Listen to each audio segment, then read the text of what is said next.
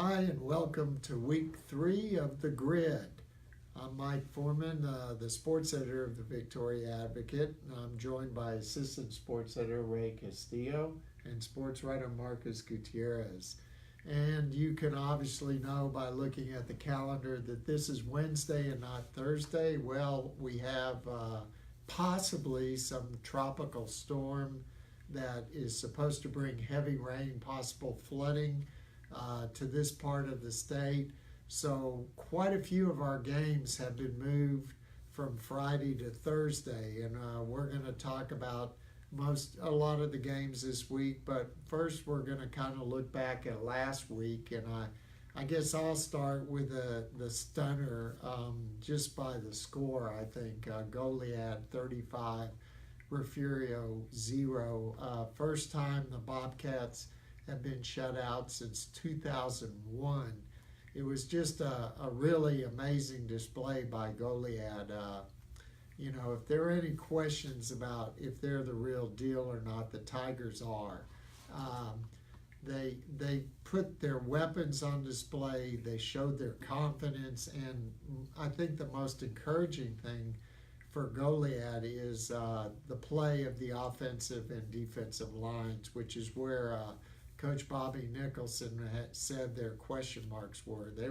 That was a very physical game, and the Tigers didn't back down. And Refugio, they came away from that game. Obviously, a team like Refugio, ranked number 1 in the state, doesn't want to lose 35-0 at home. But I think the Bobcats could take some good things away from that. One is that they probably won't see a better team all year. And 2 is their defense actually played fairly well in that game. They're just going to have to straighten out their offensive situation. We also had another big game that Ray covered last week. That was Cuero and Yoakum. The Bulldogs coming out on top. Yeah, and they came out defensively, swinging. That was really the high point. Ty Love. Whether it was Ty Love, it was Bryce Byers, Mason Arcadie, Caleb Burns, and Holden Lauer, who was playing safety. Those guys came out swinging, and they forced 6 turnovers against the Gobblers. They made it tough for Michael Barta. He had a tough night, even though they had a strong second half push. Their running game really kept the Bulldogs alive in the second half. Hagan Garvin and Montrell Jones kind of sealed the deal by running the ball in the second half, and just made it tough for Cuero to come back in that game. And the week before it worked against Bay City, you saw what they could do, and they showed signs, and they almost they had that run there in the second half. And granted they were playing without some players, but Yoakum really played well. Yeah, and I guess Marcus, last week you got to see Victoria West at home for the first time, and they had they fell way behind. They made a nice comeback, but they just couldn't push through there at the end. Yeah, down 22 points. I thought it was over. I thought San Benito was going to put it on them, but the West defense rallied. I think Hagan McClarty had an interception there in the fourth quarter, and after that, it was a Tyvon Hardrick show. Donovan Harris got a big touchdown run, and they were able to cut it down. Came down to that 2-point conversion to go into overtime. It's a pass they missed out. But just for them to come back like that against a 6A team, I know they're from San Benito's from the Valley, but those kids were a lot bigger than West, and for them to show that adversity coming back, I think that was really big for West in that game. Yeah, and you mentioned Hardrick. Of course, he's leading the area in rushing now, as you can see on advosports.com. You check out the leaders.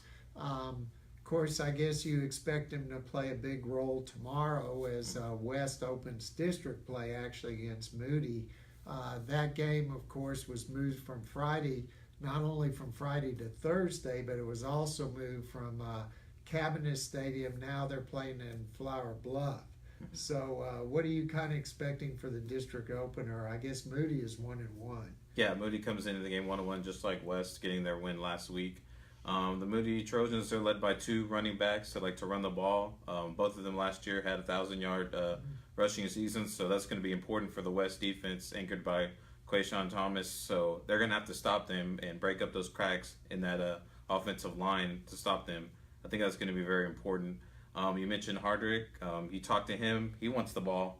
And Victoria West head coach Courtney Boyce likes giving it to him, and he's dominant. When he gets the ball, he has the ability to take it all the way to the house, and I think that's very important for the Warriors. If they could start that game off maybe with the first play touchdown or just driving down the field on Moody, that's going to get their confidence up, and they want to hit him in the mouth first. Right, and of course, we didn't know this till this morning, but East now is playing tomorrow night as well. They'll open district against Corpus Christi Miller, and Miller actually comes into this game 2-0, right? Yeah, 2 non-district wins against San Antonio Highlands and 58-22 win against Sinton last week, and the Titans are going to have their work cut out for them. They lost their top wide receiver, Stephen Flenner. He broke his collarbone after catching his second touchdown against the Wildcats. So, they have guys, though, that can step up. You look at, the Garrett Gregory's, the Ethan Whites, those guys, Demetric Wright even at wide receiver, and David Cuevas, those guys are ready to step up in, that spot. But, the Titans are hoping that they can pick up where they left off defensively. They held the Wildcats to just 5 points in the second half, and they almost had a comeback, scoring 16 in the second half, and quarterback position still a game-time decision, but Kayla Longoria and Sean Connor, they both passed for a touchdown in that loss, and, according to Coach Gonzalez, he just wants to see, the guys pick up where they left off. As for the Buccaneers, they'll have their work cut out for them.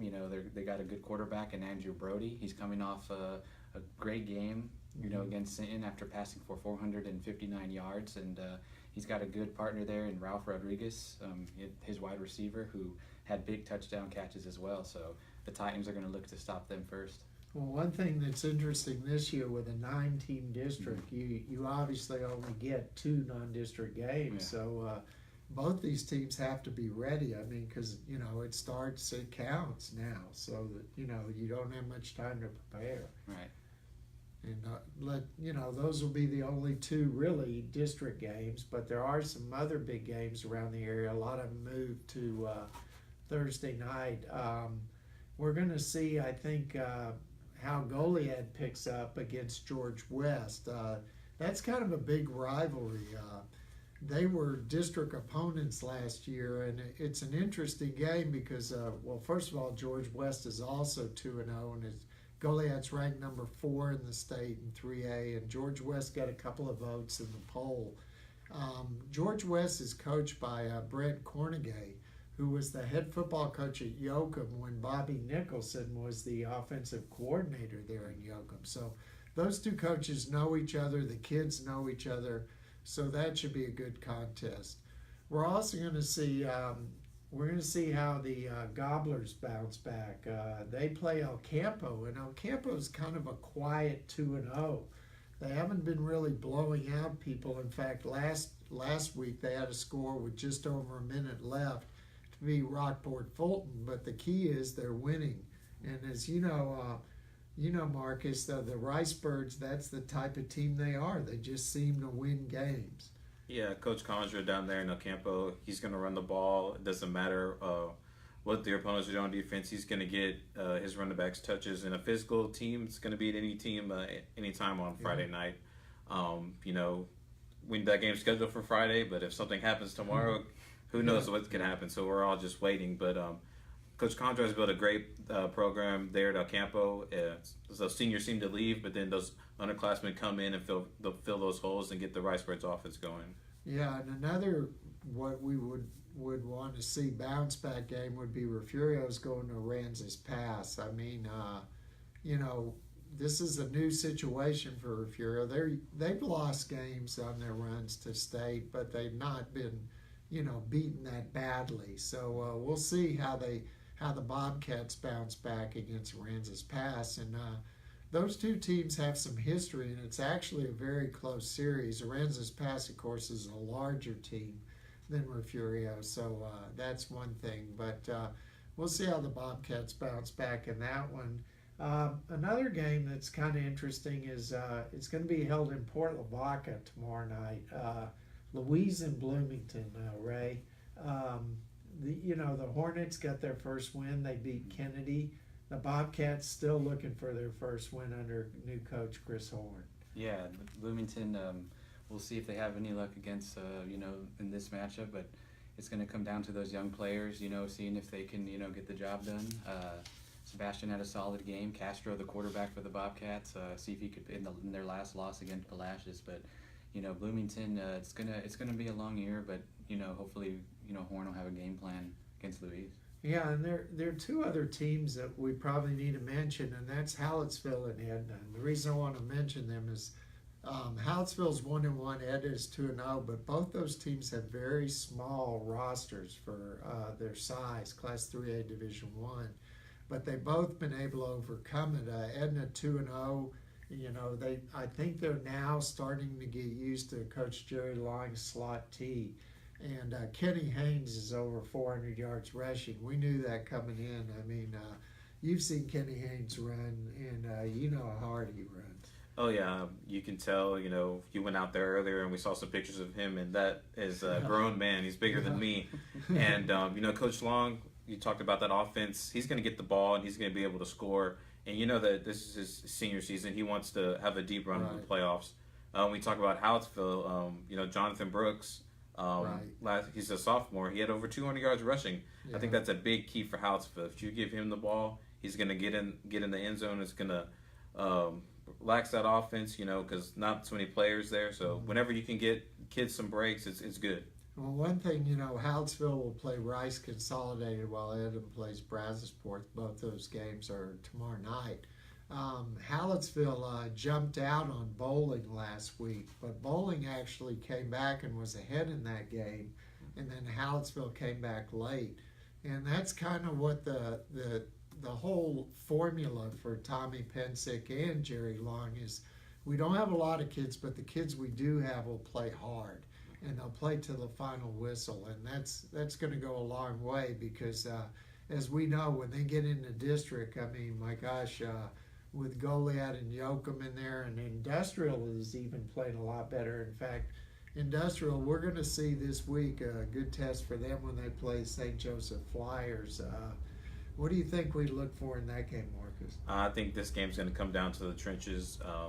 Coach Dixon comes from Giddings. He's bringing that slot T offense, and they have a big offensive line that's going to cause problems for St. Joe. Talking to St. Joseph coach Brian Jones yesterday, he said that Shiner St. Paul that they gave them a hard time in the trenches. So that's one area that's going to be a focus during that game. But St. Joseph has that speed on the outside. Talking with quarterback Jacob Wardowski, he said they have to get on the outside and get those big plays in order to beat Industrial. So it's going to be a ground and pound game, just like it was last week for the Flyers. They came back late in that fourth quarter with the 2-point conversion. It's going to be, I think it'd be another similar game like that. So we'll be out there Thursday. Kevin Ostrom will be out there for us covering the game, so make sure you follow him on Twitter. And should be a great game. 2 first-year head coaches going at it. Right, and also, there aren't many games on Friday, but right now we do have 7 or 8 scheduled. And also there's a game on Saturday we don't want to, forget about, and that's the Calhoun Sandcrabs are hosting Nuevo Leon, the team from Mexico, Monterrey, Mexico, actually. Coach Whitaker said that team is 0-2, but both of its losses were to big 6A teams. So might be a formidable challenge for the Sandcrabs. They seem to get that offense a little bit in gear last week against Stafford. I think they corrected some of the turnovers you saw against West. Yeah, that's what it comes down to, those turnovers. I think they had one fumble in that game against Stafford, but they know Stafford very well from being district opponents throughout the years. But it was big. Connor Kessler had 2 big touchdown runs, and then Steve Johnson, who the Sandcrabs fan base knows a lot about. That young man ran for another touchdown, so it's going to be a great test for them, going against a team from Mexico. Really, and it makes sense for them to play that game on Saturday because next week is their bye week before they go into district. So actually playing on Saturday doesn't really hurt them. They don't have to make up that day. They'll actually have that time off. But like we said, because of the weather, there's been a lot of changes. And we have the schedule posted on advosports.com. You can go on and check it out and see where your team is playing. Some of the times are a little different this week, like Bay City is going down to Gregory Portland. They're going to start at 6:30. I'm sure that's so they could travel back earlier. But just check all that out. And, of course, tomorrow night, Friday, and Saturday. You can check all the scores on Twitter and advosports.com. And then hopefully next week things will be back to normal and we'll be back here on the grid.